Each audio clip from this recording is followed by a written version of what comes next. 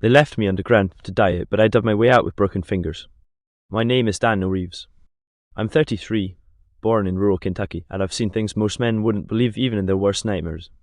I never expected to live through what I'm about to tell you, and if I hadn't filmed parts of it with a hidden cam in my jacket, no one would have believed me. Hell, I still wake up screaming some nights, hands clawing at my sheets like they are 6 feet of dirt pressing down on me.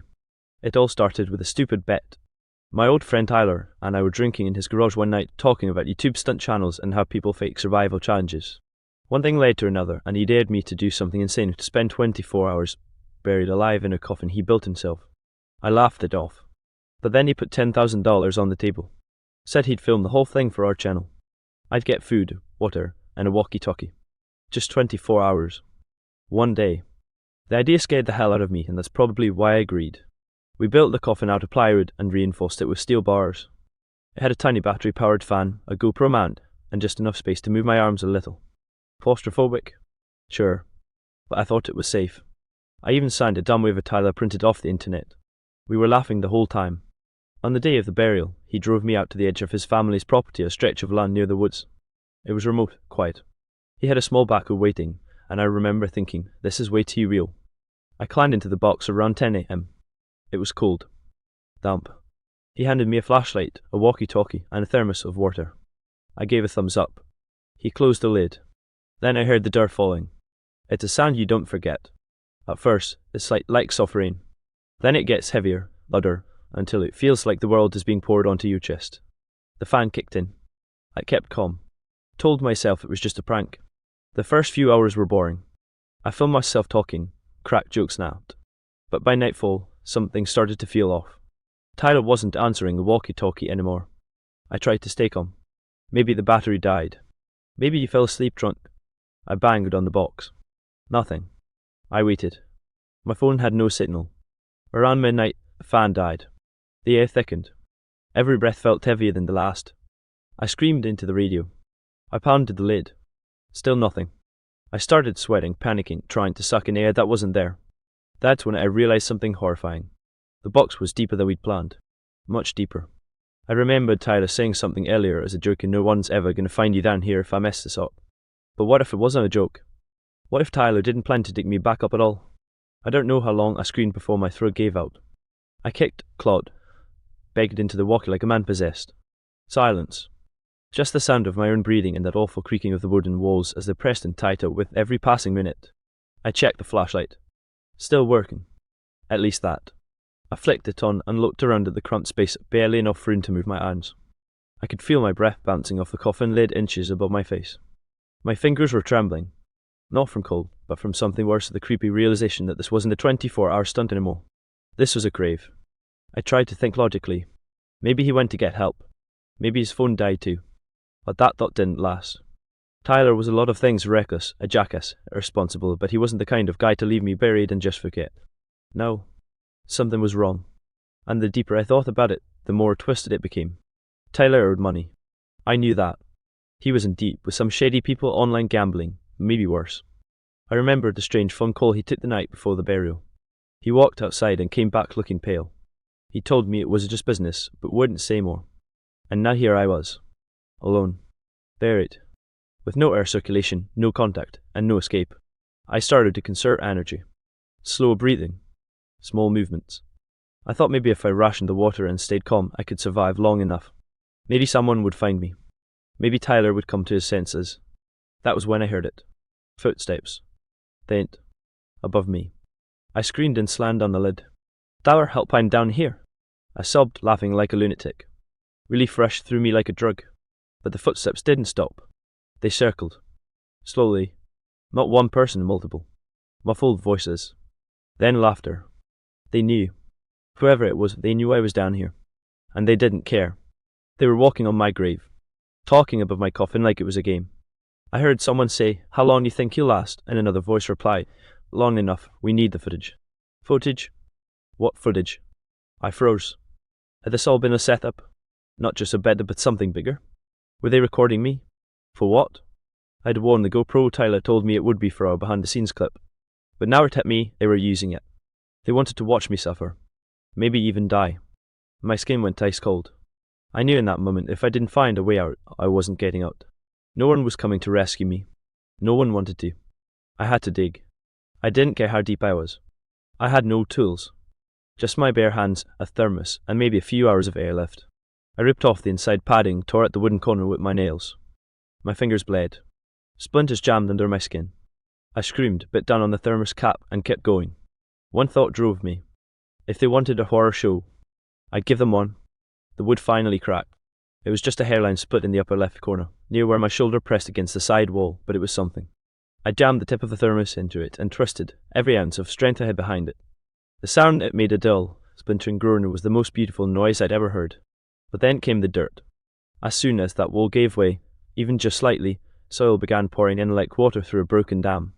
It filled my left sleeve, covered my chest, filled the space between my legs. I panicked. I shoved my elbow into the breach to stop it screaming into the coffin like it mattered, like someone would hear. I'd made it worse. But I didn't stop. I couldn't. If I stayed still, I'd suffocate. If I moved, I risked the entire coffin collapsing. It was a death trap either way. So I did what every instinct told me not to do. I kept digging. I used the thermos like a chisel, carving out chunks of damp earth through the broken panel. My fingers were raw, my knuckles swollen. Blood mixed with the dirt. Every breath was like breathing through a pillow soaked in mud. But there was something else, something I hadn't expected. Faint, but real. Somewhere beyond the packed earth, I felt a change, or not much, just a subtle shift in pressure, a cooler temperature. A draft. That meant something. A pocket. A weak point. Maybe a way out. I focused everything on that one direction. I didn't know which way was up anymore, but I followed that breeze like a lifeline. I kicked and pushed against the collapsing walls behind me, forcing my body forward inch by inch through a tunnel I was creating with my arms, head, and shoulders. Hours passed. Or maybe minutes. Time didn't mean anything anymore. I was soaked in sweat, my lips cracked, eyelids caked in dirt. I couldn't feel my hands anymore, just the dull pulse of pain with every movement. Then I heard something. A vibration. Distant but familiar. Music. Yes. Music. Bass heavy, muffled through layers of soil, but unmistakable. A car stereo. I screamed. I screamed like I'd never screamed in my life. I pounded on the roof of the tunnel with the loss of my strength, hoping, praying that someone, anyone, would hear me. And then the silence again. No music. No vibration. Nothing. Until. Light. A flicker. A glint. I thought I was hallucinating. But it was real. A tiny beam of light filtered through the dirt ahead of me, a weak grey, like sunlight through a crack in a door. I clawed toward it with everything I had left, and just as I was about to reach it, I heard voices again. Not above me this time. Behind me. In the tunnel I'd made. They were following me. One voice called, calm whispered. Keep filming, he's almost out. They were watching me. Still. I didn't think. I didn't breathe. I just lunged toward that crack of light like an animal, scraping with what was left of my fingernails, shoving dirt aside with bloodied fists. Every time I blinked I saw stars. My vision pulsed. My ears rang. But I didn't stop, because behind me, crawling through the narrow shaft I dug, someone was coming. Not rescuing, chasing. Keep filming, the voice had said. Who the hell were they? Friends of Tyler? Some sick underground group? This wasn't just a prank. This was something darker. A game. A broadcast. And I was the main event. I reached a thin layer of earth where the light bled through and shot my fingers into it like daggers. The soil here was looser, thinner. I kicked the walls behind me, collapsing part of the tunnel, slowing them down, and screamed with everything in me as I pushed my arm through that last wall of dirt. Then open air. My hand broke through. I felt grass. Wind. And then sunlight exploded into the tunnel, searing my eyes. I tore at the hole, pulling myself upward, coughing up black dirt, sobbing like a child. I didn't care who saw. My whole body shook as I dragged myself out of the earth like something being born. I collapsed on the ground, dirty, bleeding, half naked, and looked around. I was in the woods. Far from any house, any road. It must have been late morning, maybe even the next day. My watch was shattered, but I could tell from the sun it had been far more than 24 hours. And then I heard it again. Footsteps. I turned. 3 men stood at the tree line. One held a camera. Another had a shovel. The third was Tyler. He looked different. Although, like someone had scooped out whatever soul he once had. He didn't say a word, but just stared at me like I was a disappointing science experiment. You were supposed to die in the box, one of the others said. You ruined it. I stumbled backward. What is this? What the hell is this? The one with the camera kept recording. Think about it, Daniel. You just crawled out of your own grave, you're viral already. The live stream's blown up. millions of views. I couldn't believe what I was hearing.